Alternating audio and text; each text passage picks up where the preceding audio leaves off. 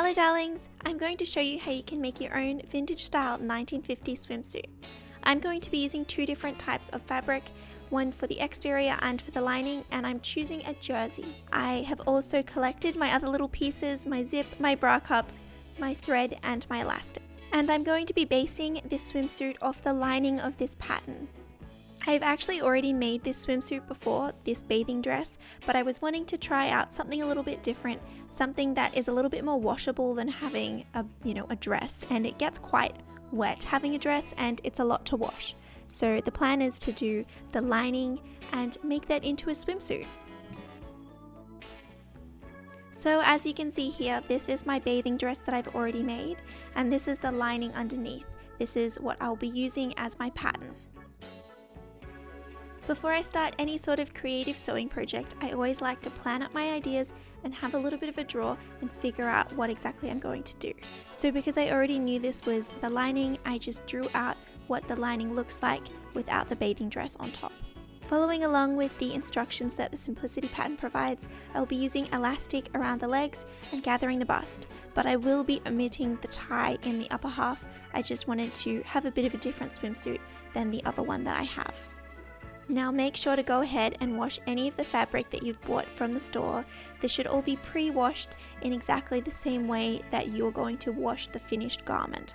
So this allows for any shrinkage to happen before you actually sew it together. This swimsuit pattern was actually the first pattern I ever used, so I cut out the size that I was, and this means that it didn't allow any room for other sizes. So I highly recommend, if you do get a pattern with multiple sizes, to fold along your size line so that you're able to make it again for family or friends, or even if you do change size over the years. So because I've decided to go a size up for this, I'm just going to be allowing a little bit of a seam allowance around the size 6 that I already had put down.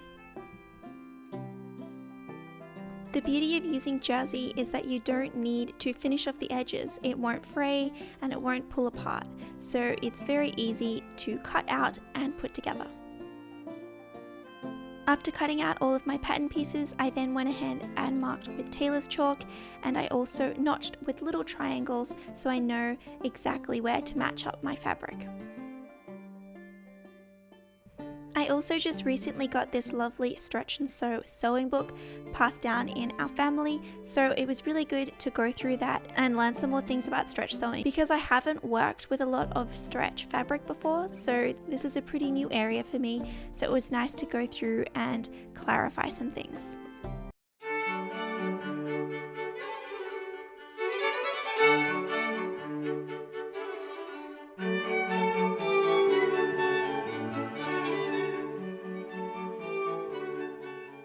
Hello darlings, it's day 2 and I'm trying to pretty much start and finish this swimsuit all in today because I'm actually running on a deadline, so hopefully I can get this all done in one day. I've already cut out my fabric, I've marked it all and notched it, so it's just a matter of piecing it together and hopefully not encountering any problems so I can get this done as quickly as possible. So wish me luck and hopefully I can get this done and bring you along with me.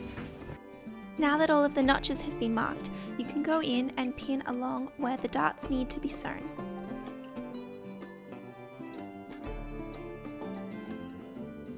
I like to start off the beginning of my dart with some backstitching and then going ahead all the way to the end and sewing right off without doing any backstitching at the tip. And that way you can tie it off at the end without leaving a bubble from the tightness of a backstitch at the very tip of the dart. Since I'm not following the exact instructions to put the bow into place in the bodice, I'm just going to skip that part about leaving the opening in the top and the bottom, and I'm just going to sew directly down there, not leaving any openings. So I'm going to be using a gathering stitch so that it gives it that nice ruched effect on the bust. And if you haven't used a gathering stitch before, all it is the largest stitch length, which is a size 4. And then you can pull both sides one thread at a time, and that should create that ruched effect. And to hold those gathering stitches in place, you're going to go over back on your normal thread tension and thread length and sew straight over those gathering stitches, and that will secure everything in place. After putting the bodice on the mannequin, I really was just picturing a two-piece set, even though I did go ahead and do the full piece as planned. But if you guys would like to see a two-piece set, I would love to do that. Make sure to let me know in the comments if you would like to see something like that, a cute little 1950s two-piece swimwear set. Now back to sewing. I'm just going along and sewing the middle seams for the front and the back. Make sure to follow the instructions and leave the back section open so that you're able to put the zip in later on. Now, after doing that, you're going to go ahead and press all of your seams. I've gone ahead and pinned down the right side of the bodice to the right side of the front of the swimmers, and so we can then sew that together.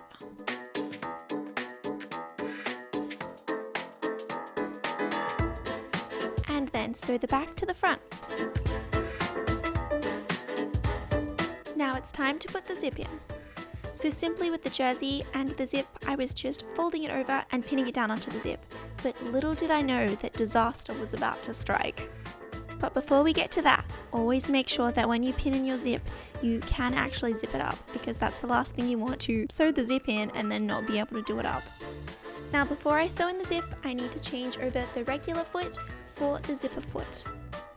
Now every machine does have a different way of attaching the foot, so for mine it's just simply slipping it into place, but for others you may have to undo a little screw.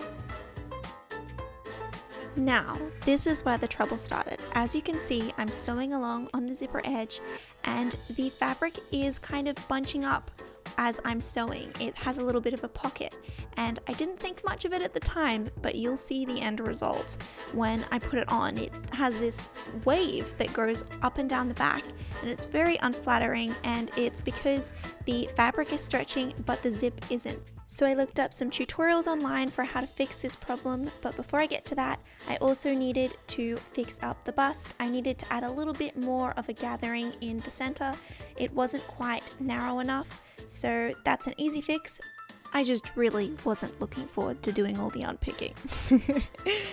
So I started the unpicking and it probably took me around 20 minutes to half an hour. It's really difficult unpicking on jersey. I don't know what it is, the thread just really embeds itself deep down into the fibers. But if this happens to you, if you have to do any unpicking, just take your time with jersey, and yeah, you shouldn't rip anything. Now with my research online, the idea was to secure the fabric. So I had a medium weight interfacing that was just an iron-on that I pressed down onto where the zip is meant to lay, and I ironed that flat. So the idea with applying this interfacing is to stop the fabric from stretching, because that was where the issue was happening, that the fabric was stretching more than the zip could. So hopefully this does the job. So you can see here I do a little bit of a pull test where the interfacing is, and that is really sturdy in comparison to the rest of the jersey that is very stretchy. So before sewing in the zip on the machine, I wanted to be extra careful, so I went ahead and I did a basting stitch along the zip, and so that's going to hold it extra in place before I then go ahead and permanently sew everything down with the machine.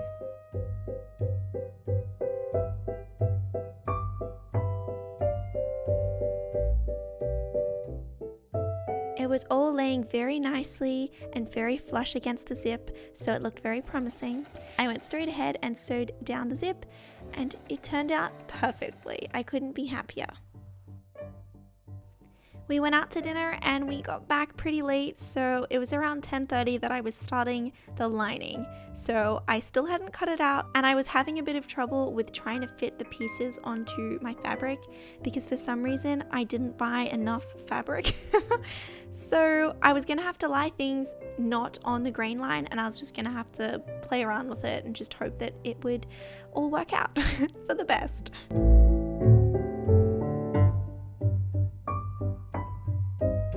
So with all of the lining pieces cut and all of the darts pinned in place, I was ready to go ahead and sew it. And I was really feeling the tiredness coming on. I mean, it was really late at this point. I think it was 11:30, and I was just so ready for bed. I mean, I was falling asleep at the machine.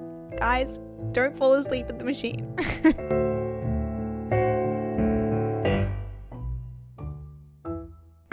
I couldn't get much more done in the state, so it was time for bed for me. It's day 3. I made myself a lovely cup of tea and I was ready to try and finish this swimsuit on a kind of gloomy day, and this was meant to be our beach day so we could take the photos and shoot everything for the video, and I had to try and finish this in a couple of hours before we had to head off.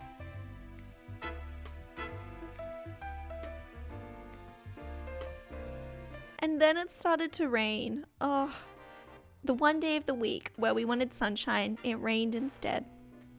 Now back to the swimsuit lining.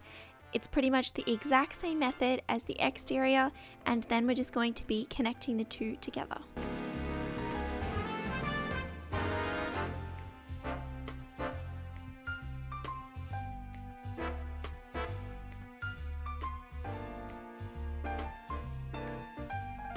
As I'm sure I've mentioned before, you always pin your pieces together before you go ahead and sew them.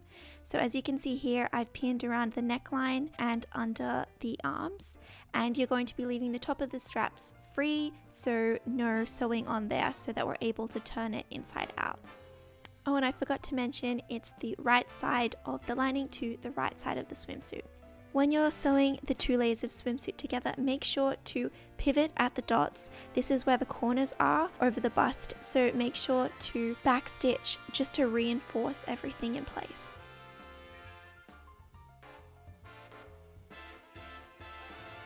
Following the instructions, Simplicity asks you to fold the lining over, and this is a great technique for tucking in the straps and giving the swimsuit a really nice finish in the end. The back straps are left plain, it's just the front ones that have that special tuck with the lining.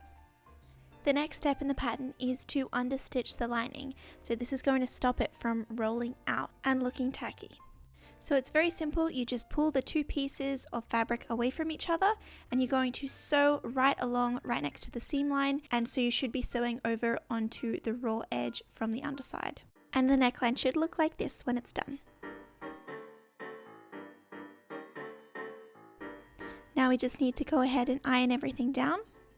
I also, in no particular manner, just randomly tacked the breast cups into the lining and put that on the inside between both of the linings so that it has a nice finish. And I sewed the straps together, so that little pocket that we made earlier, you can tuck the messy ends in and slip stitch that together.